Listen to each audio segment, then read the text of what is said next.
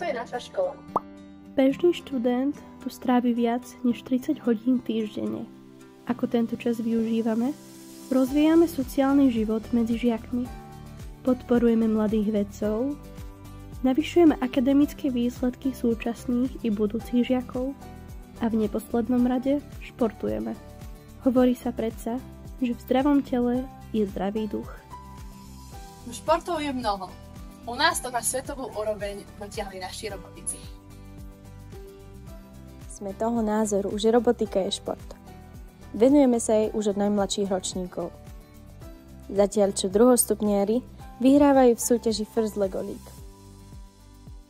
Tí starší sa zatiaľ intenzívne pripravujú na nový ročník najväčšej robotickej olympiády na svete, First Global.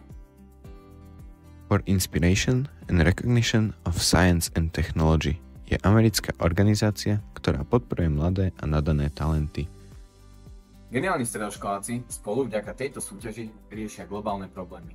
Nejedná sa len o konštrukciu robota, ale taktiež o medziľudské vzťahy či práca v tíme. Gimsera sa do tejto súťaže zapája už od roku 2018.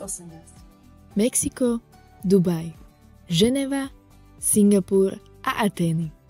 5 ročníkov, 5 miest a 12 našich študentov úspešne reprezentujúcich Slovensko.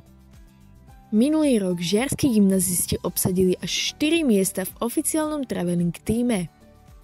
First Global 2025 sa koná už tento október v Paname. Ako sa tam dostaneme? Poprvé, vyhrať národné kolo súťaže First Global Slovakia. To sme už zvládli. Podarilo sa nám umiestniť sa na prvom mieste a stali sme sa celkovými víťazmi.